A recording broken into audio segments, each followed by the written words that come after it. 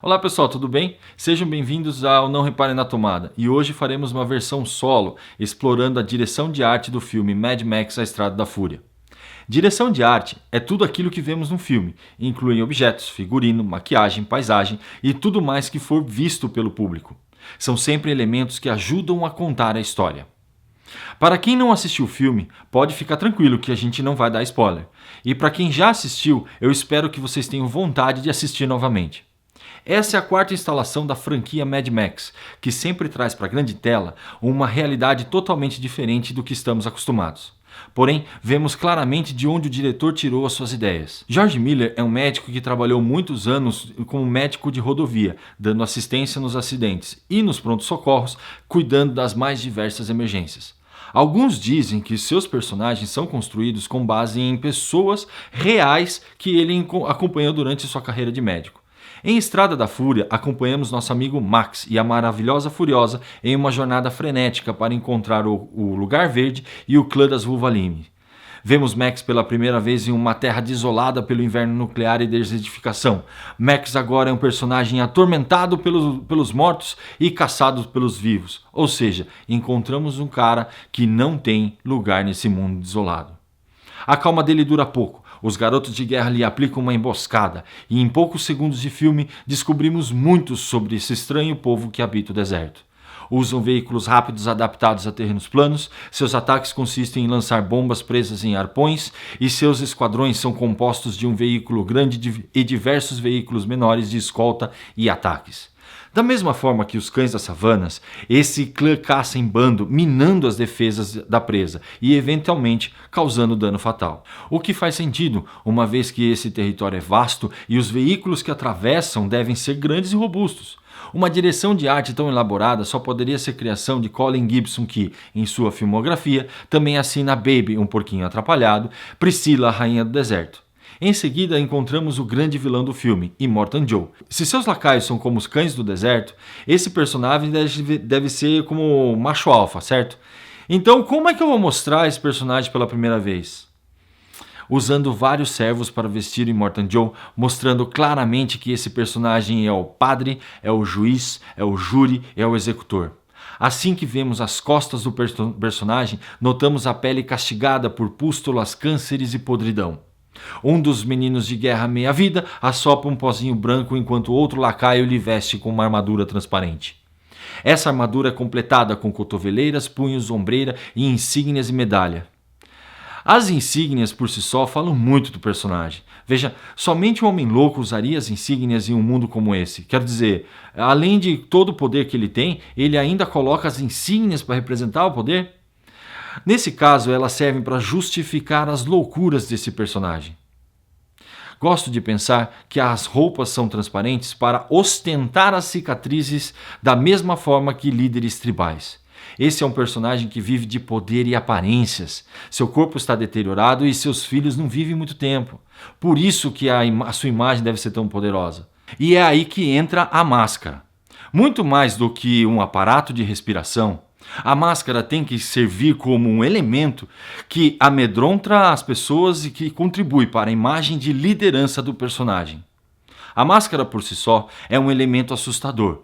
Com dentes agigantados presos por pregos de cabeça redonda, esse aparato auxilia na criação da entidade Immortan, bem como traz uma oportunidade de ouro para a construção da trama. A armadura de Immortan é um dos poucos elementos que aparecem feitos sob encomenda. Quero dizer, dentro do filme todas as coisas parecem ter sido adaptadas de outras. Carros são montados de partes de outros carros, equipamentos e ferramentas são feitos claramente de outras coisas e assim por diante. Mas a armadura de Immortan não. A máscara e o respirador parecem ter sido feitas sob encomenda, dentro daquele mundo distópico, só para ele.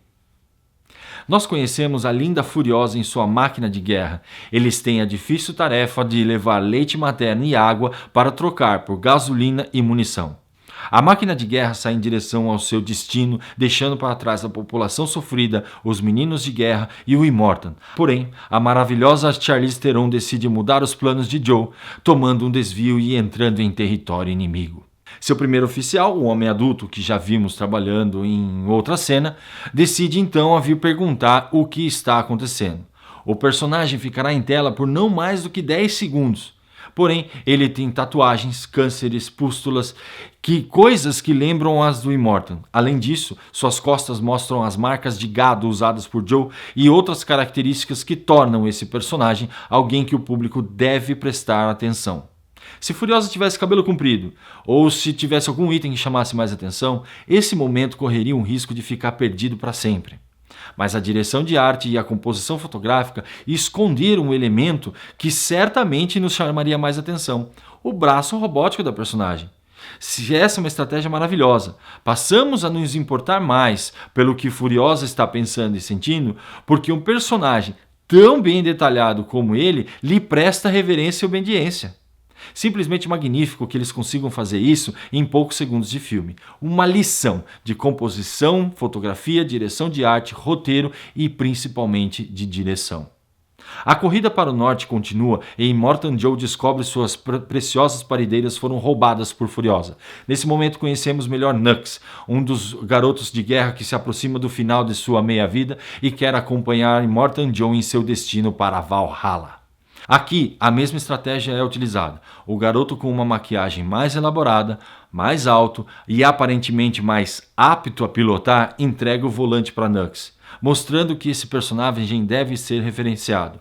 A jornada de Furiosa está apenas começando e ela encontra um grupo inimigo, e esse grupo tem seus veículos preparados para outro tipo de enfrentamento. Eles usam seus veículos cobertos por espinhos de metal que são usados como armas para danificar, parar e eventualmente destruir os inimigos que passam pelo seu território. Esses veículos também foram criados de outros carros, porém não conseguimos identificar quais são os carros que o geraram, e por isso eu acho tão interessante. Veja, todos os grupos devem usar aquilo que está à disposição, porque, afinal de contas, todas as coisas em um mundo pós-apocalíptico são importantes. Esse clã não tem quase nada à sua disposição, então eles não podem se dar ao luxo de construir carros, bateria, pesadas máquinas de guerra, muitos veículos acompanhantes. Eles têm que usar os recursos para gerarem veículos que seguram seus oponentes de forma rápida, ou seja, a estratégia deles é criar um veículo que seja eficiente para destruir outro veículo ou guiá-los para as armadilhas fatais. Da mesma forma que hienas, essas devem ser supostamente pacientes na sua caçada e destruir um veículo por vez. Porém, eles não contavam com a resistência da máquina de guerra e o milagre da influência de Immortan Joe. Que cena épica! A estratégia de direção aqui seguiu outra vertente. Enquanto os meninos de guerra usam pouca ou nenhuma armadura, esse povo cobre seu corpo totalmente e fala uma língua diferente. Não temos muita informação desse clã, e isso ajuda a compor o filme, pois, se conhecermos melhor esses personagens, corremos o risco de gostar deles, e, portanto, não ficamos chateados de ver seus planos indo por areia abaixo. O filme continua, mas eu não posso continuar. A partir daqui seriam muitos spoilers. Eu recomendo que você assista o filme vendo como os detalhes ajudam a contar a história e como os personagens estão bem construídos. Coloca aqui nos comentários qual é o próximo filme e sobre o que devemos explorar nesse filme. Um agradecimento muito especial aos nossos patrocinadores, ao Estúdio Politeama que ajudou a fazer esse vídeo, ao Balaio de Noob, ao Universinapse, ao Catadores de Relíquia. E é isso aí, moçada. Muito obrigado, um grande abraço e fiquem com Deus. Tchau, tchau.